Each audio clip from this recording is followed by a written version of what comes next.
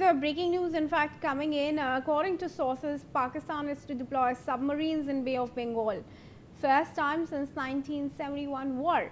The move also comes amid deepening defense ties between Pakistan and China, with $4 to $5 billion deal for 8 submarines, half of which will eventually be built in Pakistan under technology transfer. Pragati Tripathi is joining us on this with some more updates. Pakistan is now going to deploy submarines in the Bay of Bengal.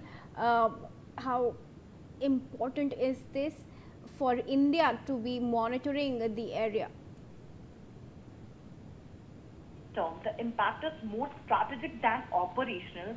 The Bay of Bengal has traditionally been an area where India enjoys a strong naval advantage, thanks to its Eastern Naval Command, surveillance assets, and proximity to key bases such as INS Varsha and Andaman and Nicobar Command.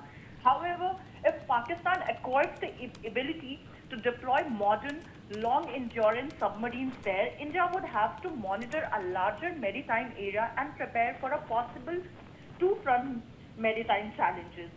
The bigger concern is strategic picture here, Kriti. The hangar-class submarines are Chinese design, and any sustained Pakistani presence in the Bay of Bengal would add to India's concerns about expanding Chinese influence in the Indian Ocean.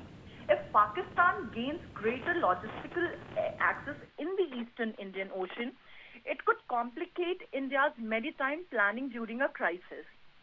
That said, India has several options. First, it can strengthen anti-submarine warfare capabilities by deploying more long-range maritime patrol aircraft such as the Boeing P-81 and expanding underway sensor networks around the critical sea lanes.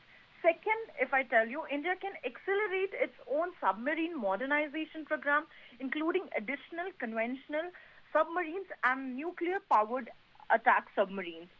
And finally, diplomacy remains important. India will likely continue engaging closely with Bangladesh and other Indian Ocean nations to ensure that regional security partnership remains stable and balanced. So while Pakistan's hangar-class submarines do not fundamentally, alter the naval balance today, they are a reminder for India that India will need to keep investing in maritime surveillance, anti-submarine warfare, and regional partnership to preserve its advantage in the Bay of Bengal.